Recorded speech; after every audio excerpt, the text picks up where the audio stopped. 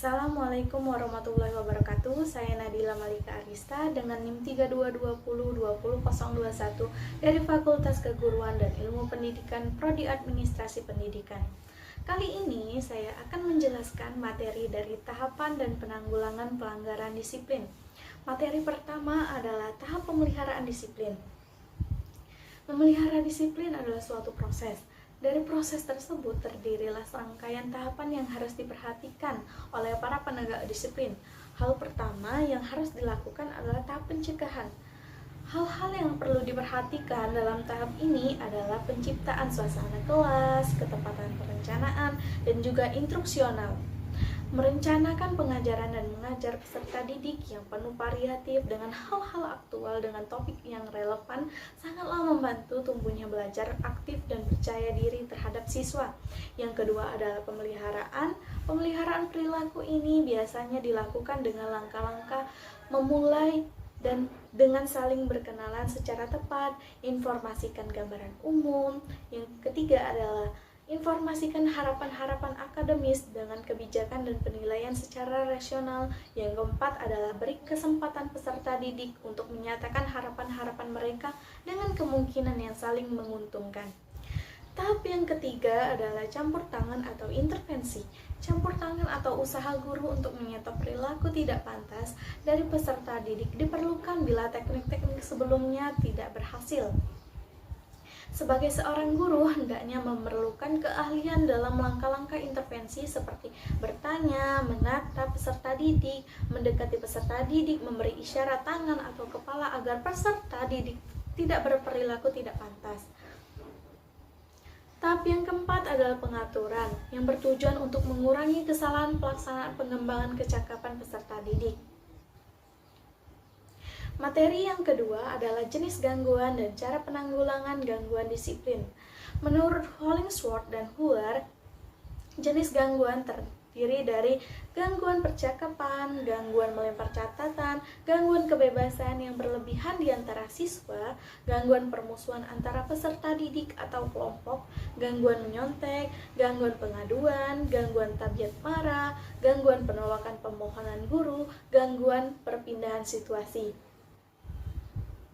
Cara penanggulangannya dengan mengikuti prinsip-prinsip yang perlu diperhatikan dalam memberi hukuman peserta didik. Prinsip tersebut dikemukakan oleh Ornstein dan Egan seperti berikut. Pertama, hukuman diberikan secara hormat dan pertimbangan. Yang kedua adalah berikan kejelasan alasan mengapa hukuman diberikan. Yang ketiga adalah hindari pemberian hukuman pada saat marah atau emosional. Hukuman diberikan pada saat awal kejadian dan pada saat akhir kejadian. Yang kelima adalah hindari hukuman yang bersifat badania atau fisik. Yang keenam adalah jangan menghukum kelas atau kelompok kelas apabila kesalahan dilakukan oleh seseorang. Jangan memberi tugas tambahan sebagai hukuman.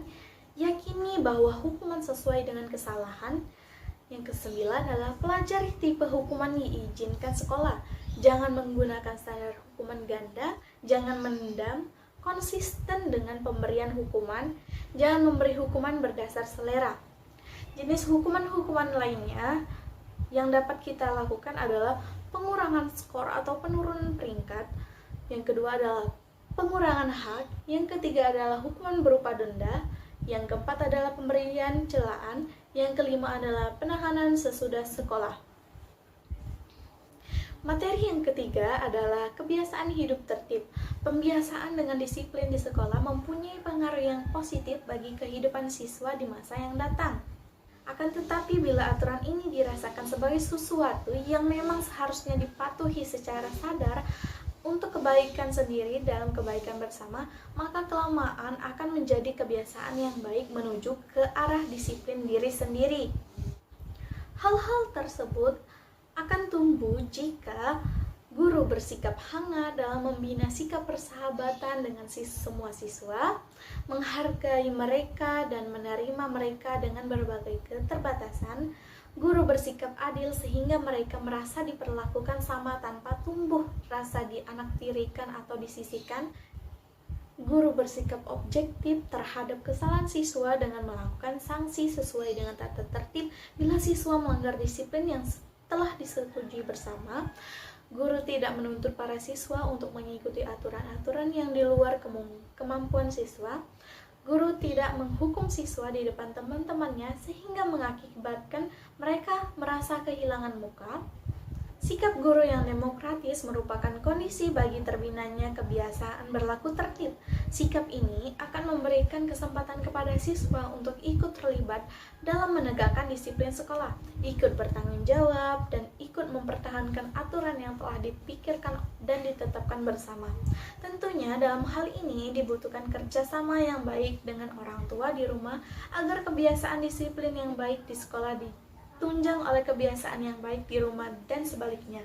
Sekian penjelasan materi tentang tahapan dan penanggulangan pelanggaran disiplin. Saya akhiri. Wassalamualaikum warahmatullahi wabarakatuh.